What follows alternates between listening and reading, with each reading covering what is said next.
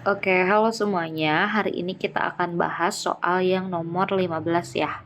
Jadi, ada suatu sistem pegas bermassa digantungkan pada atap sebuah kereta. Pada awalnya kereta dalam keadaan diam. Ini nih, awalnya dalam keadaan diam ya. Ini juga sebenarnya masih dalam keadaan diam nih, tapi dia belum dikasih massa kalau yang pertama tuh. Jadi yang pertama tuh dia tanpa massa, kalau yang kedua tuh dia dikasih massa. Nah, di sini digantungkan pada atap sebuah kereta ya. Dia tuh menyimpang 4 cm dari panjang rileksnya. Jadi dari sini ke sini tuh ada perbedaan 4 cm. Kita misalnya anggap ini sebagai X1 deh ya, gitu ya, panjang pertambahan panjang mula-mula yang pertama atau delta X1. Kemudian kereta dipercepat serta secara horizontal dengan percepatan sebesar sebesar A sama dengan 3/4 G dengan G-nya percepatan gravitasi sehingga sistem pegas menjadi miring dan simpangannya bertambah besar. Besar simpangan pegas baru jika diasumsikan massa tidak bergerak terhadap kereta adalah berapa. Oke.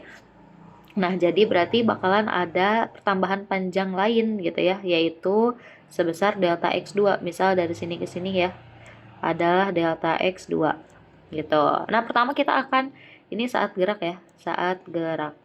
Nah, pertama kita akan tentuin dulu gaya-gaya apa aja yang bekerja di bendanya. Kita akan tinjau gambar yang tengah dan gambar yang paling kanan. Oke, pertama udah pasti bakalan ada yang namanya gaya berat atau W gitu ya. W sama dengan M kali G dan akan ada gaya pemulih atau gaya akibat pegas yang arahnya tuh berlawanan sama si W ke atas. Ini adalah gaya pemulih yang pertama, boleh kita tulis. Terus yang kedua, di gambar yang kedua sama di sini juga tetap bakal ada gaya berat yang arahnya ke bawah dan ada gaya pemulih arahnya tuh karena miring, gaya pemulih tuh akan ikut miring juga. Nah, ini gaya pemulihnya. Aku harap kelihatan ya gaya pemulihnya yang ini atau kita pakai warna hitam aja kali ya biar lebih kontras. Sorry. Oke, kita balikkan lagi ya. Yang gambar satu gak apa-apa, yang gambar yang keduanya kita pakai hitam. Nah, ini W-nya dan kesini adalah si gaya pemulih. Nah, gaya pemulih tadi itu tuh bisa banget kita proyeksiin ke sumbu X dan sumbu Y kayak gini. Oke, yang ke sumbu horizontal itu tuh adalah sin, berarti ini EP sin theta. Berarti ini EP2 ya. Ini juga EP2. Yang ke atas berarti EP2 cos theta. Gitu. Oke, kita akan tinjau satu-satu dulu ya teman-teman. Ini kita anggap gambar A, ini adalah gambar B, ini adalah gambar C gitu ya. Nah, gambar A sebenarnya nggak akan kita gunakan ya, itu cuma alat bantu aja. Oke, langkah pertama kita akan tinjau dari gambar B dulu. Gambar B. Nah, kalau kita gambar ulang ya gambar B. Sorry. Gambar B-nya kita gambar ulang jadi kayak gini kan. Gini. Tadi itu ada W ke bawah, terus ke atasnya adalah gaya pemulih yang pertama. Nah, gayanya kan berlawanan ya. Jadi, akan berlaku hukum pertama Newton, yaitu sigma F sama dengan 0. Kenapa hukum pertama Newton? Karena tadi ini tuh berada di keadaan diam kan. Awalnya tuh nih masih dalam keadaan diam si keretanya tuh. Nah, ada dua gaya yang bekerja yang arahnya berlawanan, berarti boleh kita ambil yang ke atas positif boleh ya. Jadi yang ke atas positif boleh, bebas sebetulnya mau ke bawah positif juga boleh. Berarti F P1 dikurangi dengan W sama dengan 0. Fp1 itu adalah K konstanta pegas dikali delta X yang pertama tadi dikurangi W sama dengan 0. Atau berarti K kali delta X1 min Mg sama dengan 0. Atau K dikali delta X1 sama dengan Mg. Gitu. Nah, ini boleh banget ditulis dulu kayak gini ya. K delta X1 sama dengan M dikalikan dengan G. Kayak gitu. Nah, sekarang yang kedua, kita akan tinjau gambar C. Tinjau gambar C, tapi kita yang ke sumbu Y dulu. Yang sumbu Y. Biar sedikit-sedikit ya kita ngerjain ya. Nih, sumbu Y itu ada beberapa gaya yang bekerja, yaitu W sama dengan FP. W sama dengan FP2 cos theta. Ini kalau kita gambar ulang gini kan ya, gitu. Ini adalah W, terus ke atas tuh adalah FP2 cos theta. Nah, sigma FY sama kayak tadi bakal sama dengan 0, karena kan dia geraknya nggak ke atas ke bawah ya, tapi geraknya tuh ke kanan ke kiri gitu kan. Berarti FP2 dikurangi dengan W juga boleh ya, ke atas juga yang positif boleh. Berarti FP2 cos theta dikurangi dengan W sama dengan 0. Berarti FP2 tuh K dikali delta X2. Delta X1 tuh beda kayak delta X2 ya, karena nih ada keterangan simpangannya tuh bertambah besar.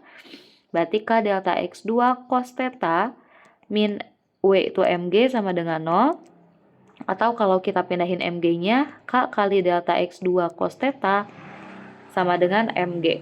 Nah, tapi kalau teman-teman lihat, MG itu sama aja kayak K delta X1 kan? Berarti boleh banget diubah nih.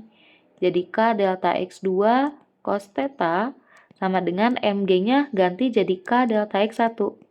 Nah, K ada di kiri, K ada di kanan, berarti bisa dicoret. Jadi sisanya delta X2 cos theta sama dengan delta X1, berarti cos theta tuh sama aja kayak delta X1 dibagi dengan delta X2. Gitu. Oke, ini adalah tinjau gambar yang C yang sumbu Y. Yang ketiga, kita masih akan tinjau gambar C, tapi kita akan yang sumbu X-nya. Sumbu X. Oke, kita lihat sumbu X tuh hanya ada satu ya, yaitu Fp sin theta yang bekerja. Oke, kita gambar ulang biar kebayang ya. Gini. Nah, cuma ada satu yaitu Fp2 sin theta. Berarti sigma Fx yang di sumbu X sama dengan, nah ini ada percepatan nih teman-teman, karena dia mengikuti arah pergerakan kereta. Nah, boleh yang ke kanan yang positif ya. Kanan itu bernilai positif, berarti Fp2 sin theta, Fp2 sin theta sama dengan M kalikan dengan A. Fp2 itu tuh adalah berarti K dikali delta X2. Sin theta sama dengan M dikalikan dengan A.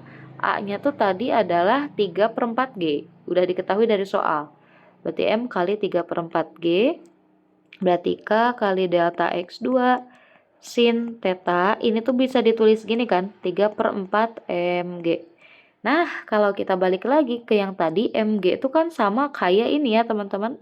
K kali delta X1. Berarti bisa ditulis lagi K kali delta X2 sin theta sama dengan 3/4, MG-nya adalah K kali delta X1. K-nya boleh banget dicoret, berarti delta X2 sin theta sama dengan 3/4 delta jadi XX ya. Delta X1 atau sin theta tuh berarti sama aja kayak 3/4 delta X1 per delta X2 gitu. Oke, ini adalah sin theta. Nah, yang keempat, langkah terakhir, kita akan gabungkan. Kita kan udah punya cos theta dan sin theta ya. Kita bisa gabungkan sorry kalau berisik ya, sin theta dan cos theta dengan menggunakan identitas trigonometri. Kalau teman-teman masih ingat, ada identitas yang bilang sin kuadrat theta ditambah cos kuadrat theta tuh dia sama dengan 1 kan. Sin tetanya adalah 3/4 delta X1 per delta X2. Ingat dikuadratin. Ditambah dengan cos kuadrat theta yaitu delta X1 per delta X2. Dikuadratin sama dengan 1. Ya kan? 3 dikuadratin adalah 9, 4 dikuadratin 16, delta X1 sama delta X2 dikuadratin berarti delta X1 kuadrat, delta X2 kuadrat. Ini juga sama berarti delta X1 kuadrat per delta X2 kuadrat sama dengan 1. Ini bisa disamain penyebutnya biar bisa dijumlah gitu ya. Atau bentar ininya kita hapus aja tambahnya belah sini. Jadi ini tuh kan sebenarnya sama aja kayak 16/16 ya. Nah, biar kita jumlahin gitu. Jadi 9 ditambah 16 adalah 25. Jadi 25 per 16 delta X1 kuadrat per delta X2 kuadrat sama dengan 1. Nah, tujuannya kita tuh di sini kan nyari delta X2 ya. Delta X1-nya udah diketahui belum ya? Udah ya, tuh delta X1-nya itu adalah si 4 cm tadi, teman-teman. Ini satuan yang diinginkan juga dalam senti, berarti gak usah kita ubah ke meter ya. Delta X1 tuh 4 cm. Berarti kita masukin 25 per 16, delta X1 itu adalah 4, berarti 4 kuadrat per delta X2 sama dengan 1. Berarti 25 per 16, 4 kuadrat itu 16 per delta X2 kuadrat ya. Nah, ini bingung nih sama dengan 1. 16-nya boleh banget dicoret. Jadi 25 per delta X 2 kuadrat sama dengan 1. Delta X2 kuadratnya pindah ruas jadi 25 sama dengan delta X2 kuadrat. Keduanya akarin jadi akar 25 sama dengan delta X2. Nah, jadi delta X2-nya adalah 5 cm. Ingat satu angka di belakang koma ya. Jadi 5,0. Kayak gitu. Ntar ini bisa ambigu ya. Jadi 5,0 cm. Kayak gitu teman-teman. Jadi cuma beda 1 cm gitu ya. Makasih banyak udah mau menonton. Semoga videonya bisa membantu.